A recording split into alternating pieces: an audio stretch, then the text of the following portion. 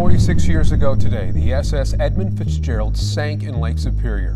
All 29 crew members aboard died. Beneath the icy depths of Lake Superior lies a ghost, not of a person, but a ship, and the latest footage has experts terrified. Nearly 50 years after the SS Edmund Fitzgerald vanished without a trace, a cutting-edge underwater drone was sent to its final resting place. Why did the largest freighter on the Great Lakes vanish without a single distress call?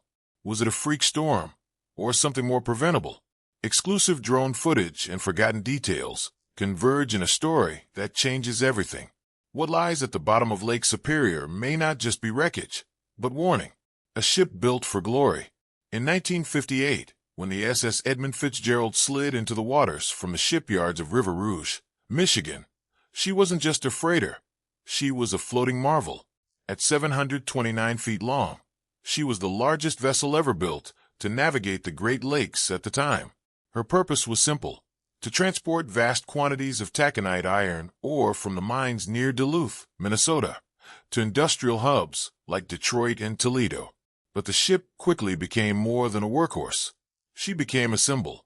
Commissioned by the Northwestern Mutual Life Insurance Company and constructed by Great Lakes Engineering Works, the Fitzgerald was named after the company's chairman, Edmund Fitzgerald, a man who took personal pride in her completion. The ship's sleek white superstructure, gleaming burgundy hull, and unique proportions turned heads. Even those unfamiliar with the shipping industry could recognize her elegance and strength. From the beginning of its manifest voyages in 1958 to the end slightly over 700 crossings in 1975, Fitzgerald could boast of infinite voyages across the Great Lakes. The ship was a giant in itself, loading over 26,000 tons of ore per trip and gaining respect on some days for her speed that broke records. Among the crews, she was referred to fondly by the name, the pride of the American side. To those catching glimpses from the shores and bridges, she became a legend with grace in motion. It was not just her size or beauty that made her iconic. It was really between the crew and the ship. The love for Fitzgerald engendered intense loyalty. Many of her sailors served on her for years. Captain Ernest McSorley, later to have command in her last voyage, was one of the most seasoned men on the Great Lakes. He believed in Fitzgerald. He trusted her strength, and so did his men. Fair-weather sailings were occasions when Fitzgerald might be seen gliding under the Mackinac Bridge. Perhaps this sight was breathtaking enough to stir the aesthetic sensibilities of the onlookers observing such passes. The whole family would turn out and join in the spectacle, her horn echoing like a ghostly call. Children in port towns knew her name. Tourists took pictures. Was it not Gordon Lightfoot who would later immortalize her in song? But it was not all glamour. Beneath those days lay the rigors of work. The Great Lakes are not easy on ships. Weather might change with little notice. Ice, fog, and storms were forever their challenging companions.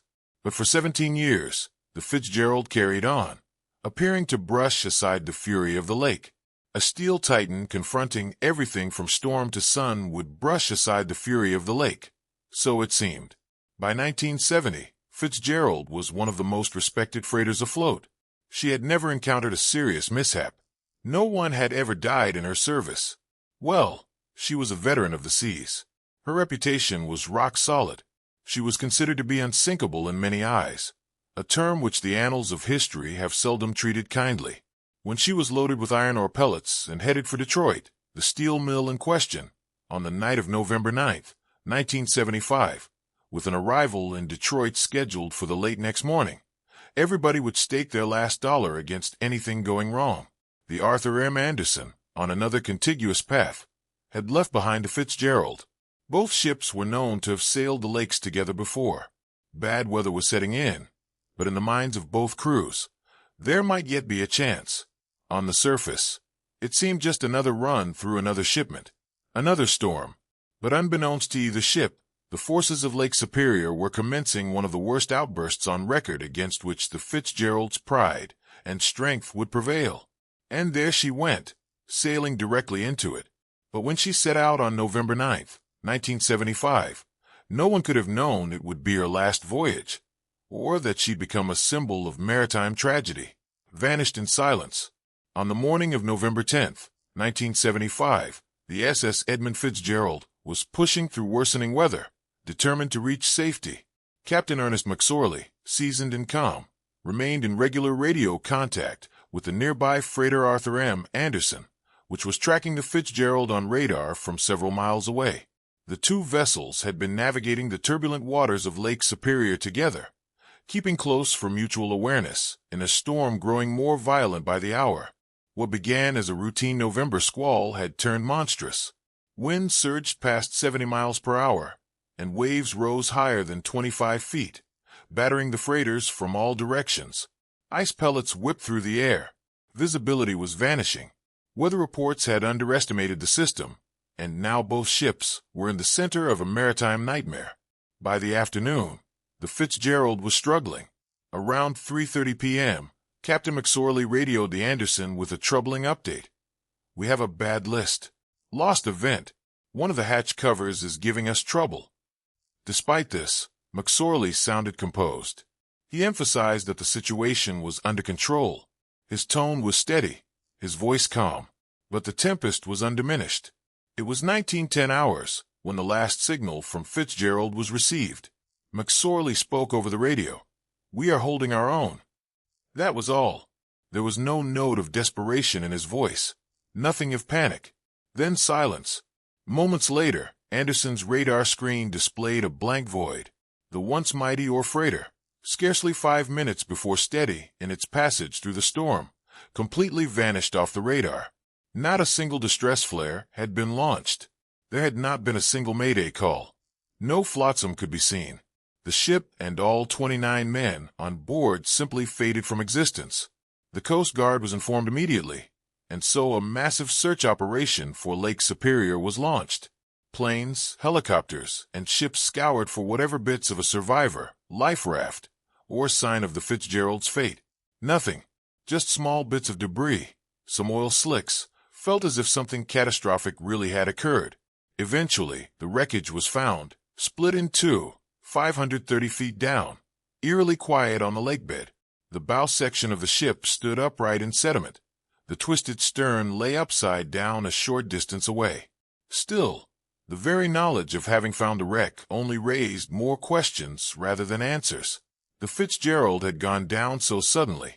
The crew had not had time to signal for help. How could a vessel that had weathered hundreds of trips collapse in the span of a few minutes? Possible explanations range from rogue waves, a phenomenon known to engulf even the sturdiest of ships, to unexplained soundings or shoalings, causing heavy damage to the Fitzgerald's hull. Then, there are calls for structural failure, with a weakened ship's spine due to several years of hard labor in rough waters. But none of the theories was backed with any substantial evidence. There were no recovered bodies, there were no black boxes, and there were no survivors. The silence in her last moments became part of Fitzgerald's lore. It was not only that she sank, but how she disappeared suddenly, without warning, without a cry for help, and without a visible shroud of evil to cover her. The silence for the families of the 29 crewmen was deafening. No last word spoken, no goodbye, just a ship disappearing beneath the waves, without leaving a trace. Decades would merge into another. Investigative operations would go on. But the fundamental mystery remained. How did one of the largest and most powerful vessels on the Great Lakes vanish so far away, so silently? Not anymore, because almost 50 years later, technology would return to the depths, and what the underwater drones would reveal beneath Lake Superior's cold, black waters would chill the world. The eerie silence of her disappearance would haunt investigators for decades. Theories and a 50-year debate. In the days and months following the Edmund Fitzgerald's tragic sinking, the Great Lakes shipping community, grieving families, government agencies, and maritime experts scrambled for answers. But the ship had gone down with no distress signal, no direct eyewitnesses, and no survivors. What followed was not just a search for truth. It became a decades-long struggle over accountability, technology, and the thin line between accident and negligence. The United States Coast Guard led the initial investigation. In 1977, their report concluded that the likely cause of the sinking was water flooding the forward holds through hatch covers that were either damaged or improperly secured.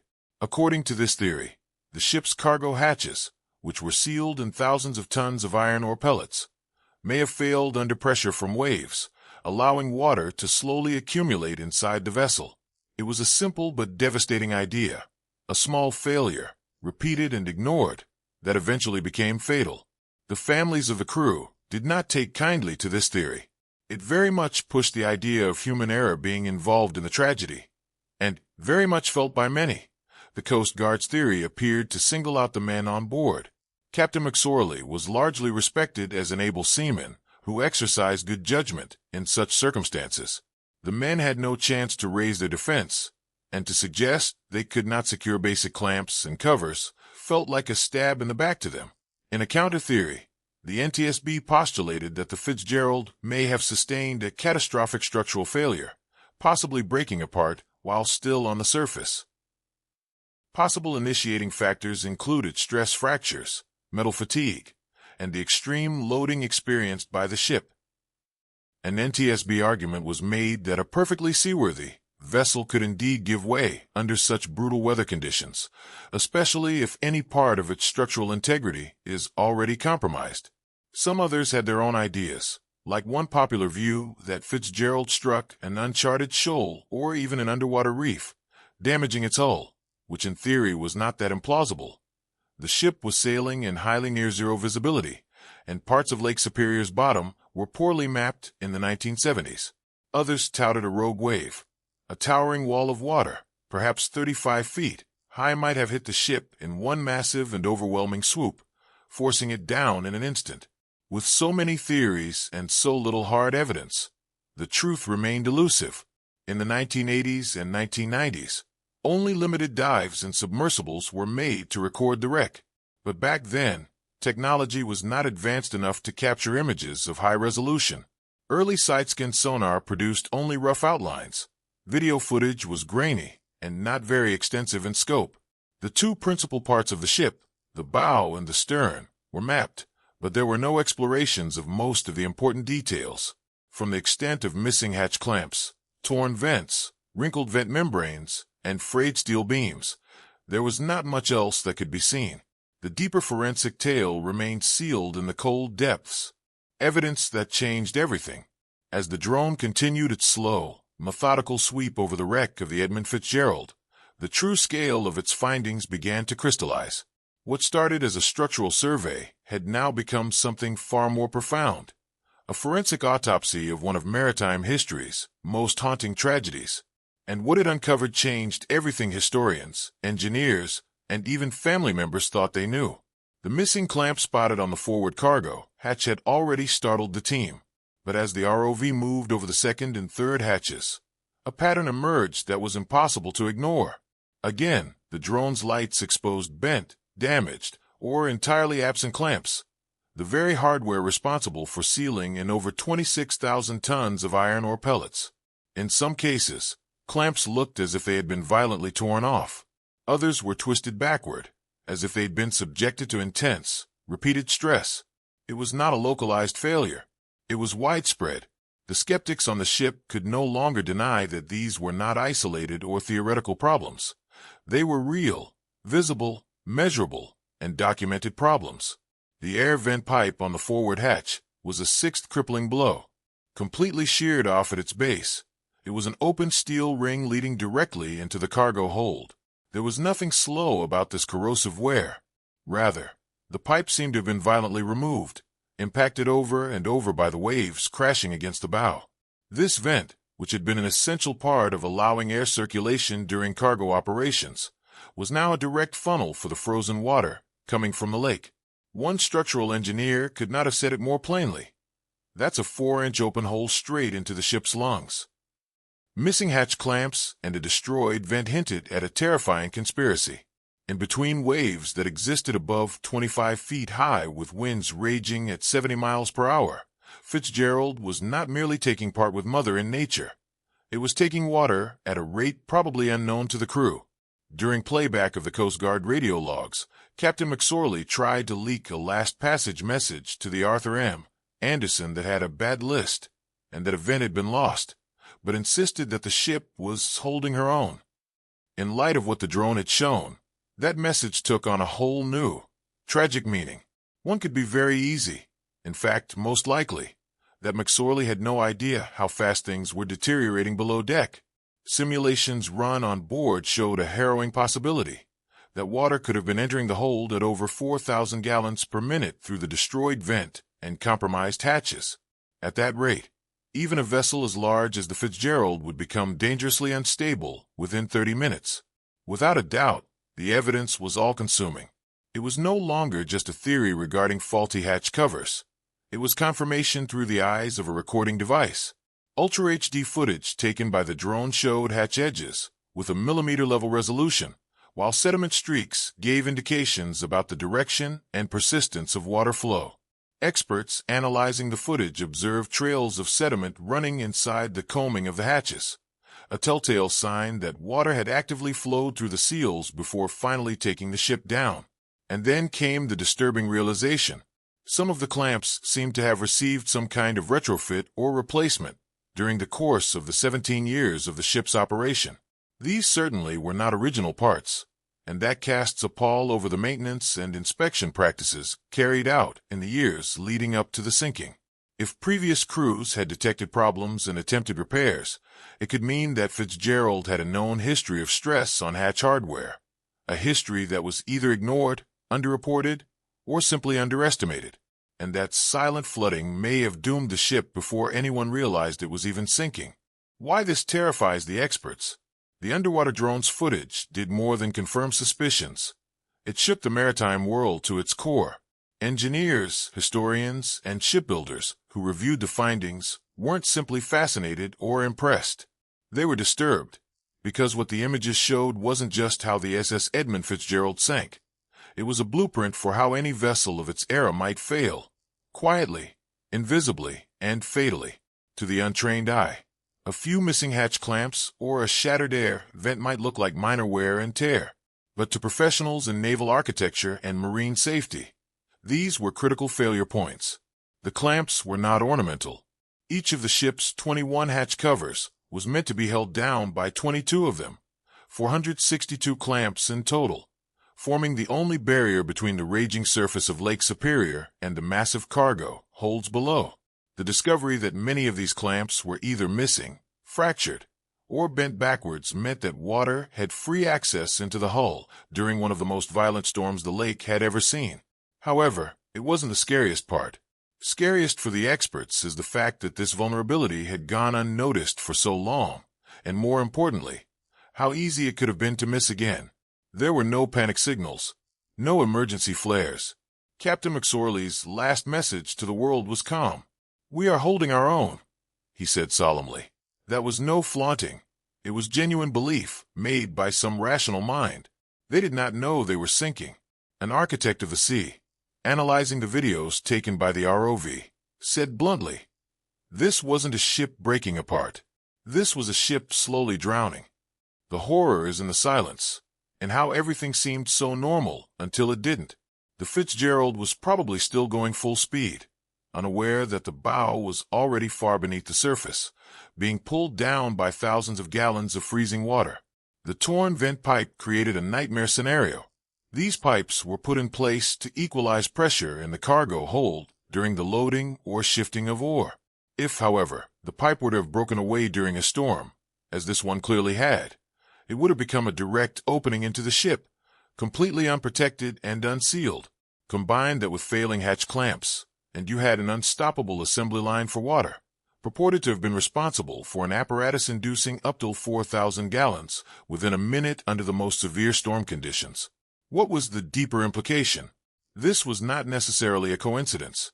The hatch design, clamps, and vent construction of these other Great Lakes freighters of that time were quite similar. Built almost a little too robust, if not iconic, Fitzgerald had no backups, no secondary seals, no double-hull barriers like modern ships. Survival was entirely dependent on every single one of those clamps being in perfect working order. And in the face of 30-foot waves and 70 miles per hour winds, that was wishful thinking. The original Coast Guard report of 1977 had leaned toward the hatch failure theory, but it was criticized for being speculative. Now, with crystal-clear drone imagery and structural scans, this same theory is backed by physical evidence. And yet the evidence did not assume negligence on the part of the crew. It indicated general design limitations. The Fitzgerald design, once considered cutting-edge in 1958, had not evolved to keep pace with the effects of long-term wear, repeated stress loads, or the full power of Lake Superior storms. The ship didn't just sink. It was doomed by silence, age, and assumptions, and no one saw it coming. The questions it leaves behind. The expedition's mission to the depths of Lake Superior brought long-awaited answers, but it didn't bring peace. The underwater drone revealed haunting details that confirmed the worst suspicions of engineers and historians. Yet, for the families of the 29 lost crew members, the footage didn't bring closure in the way they'd hoped. Instead, it reframed the tragedy, not as an unavoidable disaster, but as a silent failure that could have been prevented. For nearly 5 decades, the sinking of the SS Edmund Fitzgerald had stood as one of the greatest maritime mysteries in American history. With no survivors, no SOS, and a ship split in two on the lakebed, it was easy to mythologize. Speculation filled the void left by facts, from rogue waves and freak accidents to theories of sabotage or supernatural curses. Over time, the Fitzgerald became more than a wreck. She became a legend. Thanks to the modern expedition, it has stripped away much of that mythology. The truth was harsher. Clamps missing on the hatches, warped steel, shattered vent. These elements told the story of creeping structural failure. A gradual disaster crept beneath the crew unknowingly, while moving onward untroubled and finally unprepared. In some ways, the findings absolved the crew. They provided evidence that took the focus off human error or negligence, as they had condemned the vessel. Captain McSorley's last radio message, "We are holding our own," was not an act of bravado and denial. Rather, it was most likely an accurate assessment of his situation. The conditions looked bad, yet manageable. The only thing he couldn't see was the internal flood creeping in beneath the deck, pulling the bow down little by little. But in another sense, the findings darkened the institutions meant to serve these mariners. It unveiled design shortcomings, safety features that were obsolete, and a regulatory framework in the 1970s that allowed critical deficiencies to escape scrutiny. How could a vessel of such size, and with so much in question, have no flood detection backup? No secondary hatch seals? Why weren't these vulnerabilities vetted in inspections? Why was aging allowed for several hundred hatch clamps? And the most serious question of all, which other vessels back then were just as vulnerable? Had the Fitzgerald not gone down that night, would she have made it through another storm? Or was she always headed for an untimely end? The footage has ignited fresh debate throughout the maritime world. University engineering departments, shipping regulators, and historical societies are reviewing the data. Some are calling for revising safety standards for existing freighters, even if they are only operated for limited commercial purposes or for museum display. Others argue that similar tragedies should be reassessed for signs that may have been previously missed, things that were once invisible but are now blatantly obvious. But for the families, the response is really more emotional than technical. In a sense, the footage brings them closer to their loved ones. They know what transpired. They know the ship did not explode or simply vanish for no good reason. It succumbed under pressure from design limits that could have, and should have, been circumvented. And with that knowledge came understanding that the men did everything right. They were simply sailing on a ship that was not as strong as they thought. The Edmund Fitzgerald's final secret may have just been revealed, not through myth or rumor, but through cold steel and clearer eyes. What we saw at the bottom of Lake Superior wasn't just wreckage. It was a message. If this story moved you, like, comment, and subscribe for more mysteries unraveled. And watch the next video on screen to explore another case where history